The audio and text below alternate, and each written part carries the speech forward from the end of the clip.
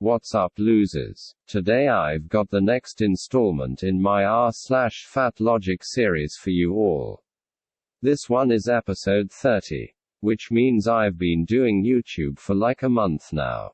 Crazy. Time sure flies when you're having fun. Right. Thanks for all the support in helping me get off the ground in the past few weeks. I really appreciate it, but that's enough sentimentality from me. I know you're much more interested in seeing today's posts. So without further ado, let's get into it.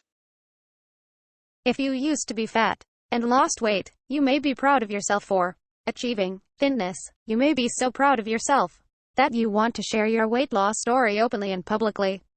But please don't. It's harmful to those around you. Okay, so this post is not as hostile or inflammatory as some fat acceptance posts I've seen.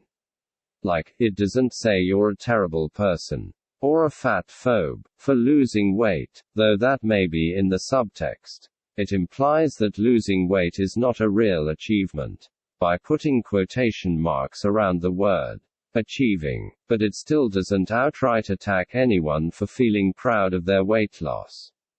It just tells them to keep it to themselves. Why, then, do I still find the post so unreasonable and obnoxious? Well, it's because much like most other fat acceptance content, it is completely and utterly self-serving, placing the desires of a specific subset of the population above those of literally everyone else. If you're the person who lost the weight, you're proud of yourself, and you want to share your accomplishment with friends, family, or followers. Sorry, no, won't you think of the anti-diet brigade? Their needs are obviously more important than yours. What if you yourself are fat, and you find inspiration in seeing the weight loss progress other people have made? Sorry, not going to happen. Some people don't want to lose weight, you know, and they don't want to put up with it. So, sucks to be you, I guess. What if you just want to show your support to other people who are trying to lose weight, and you find social media posts a good channel through which to do this? Sorry, I guess you're out of luck. While I can understand that some people might find diet content upsetting or triggering, especially if they struggle with body image issues or eating disorders, I don't think it's at all fair that everyone be asked to refrain from posting weight loss pics just on this basis. Outside of content that is outright dangerous, like unsafe diet advice or extreme body checking, I think people are perfectly within their rights to post whatever they please. And everyone else will just have to manage their triggers. It might not be ideal, but it's the world we live in, and it's certainly preferable to having the fat acceptance hall monitor decide what people can and can't post. As a side note, do you guys reckon the reason fat acceptance hates weight loss pictures so much is because it disproves the whole diets are impossible hypothesis? I suspect it probably is. Like, how frustrating must it be trying to convince everyone that dieting is impossible, when their feeds are constantly jam-packed with direct evidence to the contrary? LMAO, it's a hard life being a fat activist. There's no doubt about that. If something was natural or normal, you wouldn't have to force people into it. This post is kind of interesting to me, because if you strip it of its contextual situation in the lowly discourse around fat acceptance, its proposition is actually somewhat philosophical. What makes something natural? What makes something normal? Are these qualities inherently positive, or are they value neutral? Is it true that something being mandated or coerced prevents it from being natural or normal? All very interesting questions. Personally, I don't think that something being natural or normal makes it good. And conversely, I don't think things that are unnatural or abnormal are inherently bad. I tend to favor utilitarianism as a moral framework, meaning that I generally view things that give pleasure or prevent pain as good, and things that give pain or prevent pleasure as bad. For this reason, I don't accept the underlying premise of this post, that weight loss would be bad just because one determined that it was unnatural or abnormal. I also don't agree that weight loss is abnormal just because people might be forced to do it. Lots of things require some level of enforcement, e.g., obeying the law, but that doesn't make them abnormal. As for the question of whether forced weight loss is unnatural, that one is too difficult to comment on, without a more precise explanation of what natural means in this context, and whose nature is being considered. Arguably, being obese runs counter to the nature of human beings in general, but restricting food intake may run counter to the nature of a compulsive overeater.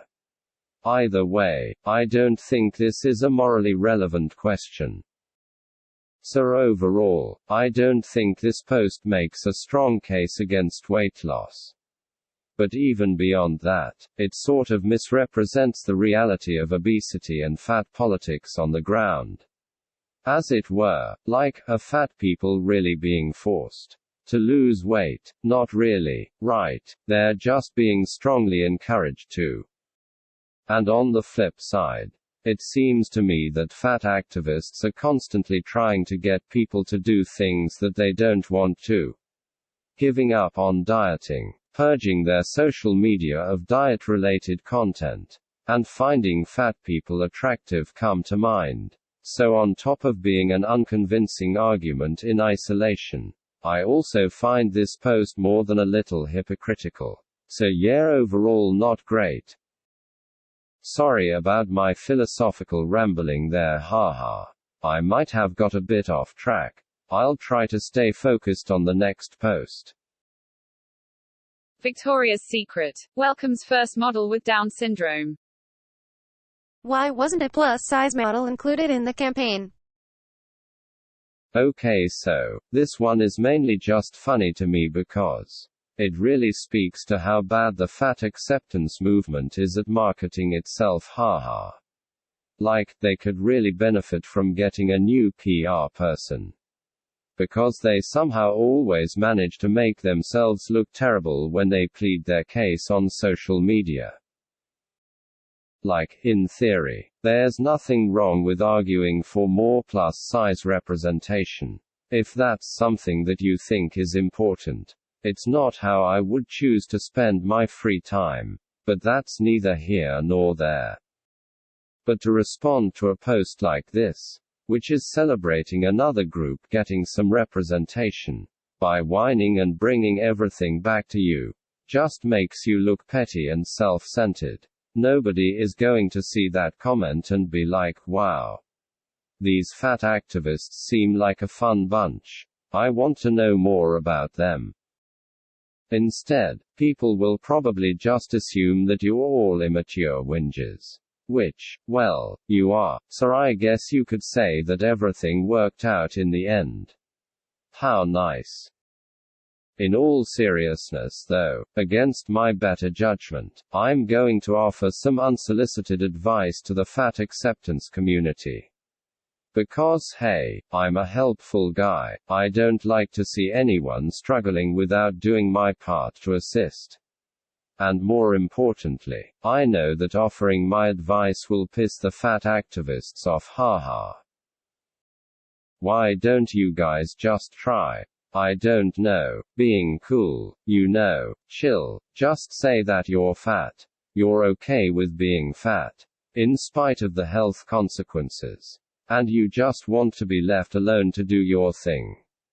In other words, more acceptance, less rage and dramatics. If you guys were just cool, fun fat people, I think most people could at least respect that. Myself included, and people would be more likely to take you seriously when you did complain about something. Because you would have earned the benefit of the doubt. Unlike now, when you've firmly established yourselves as a bunch of babies, who will throw tantrums over the most trivial of complaints. and make everything about yourselves. But yeah, that's just my advice. Take it or leave it. Well, that's all I've got for you today. I hope you enjoyed the posts and my commentary. What do you think? Is it okay to post weight loss pics on social media? Is losing weight normal and natural? Do we need more plus-size representation? Let me know in the comments. As always, don't forget to like and subscribe, or I won't include any plus-size models in my upcoming fashion show. Seriously, I'm not joking. I'll really do it. Don't test me. Haha, but anyway, catch you later.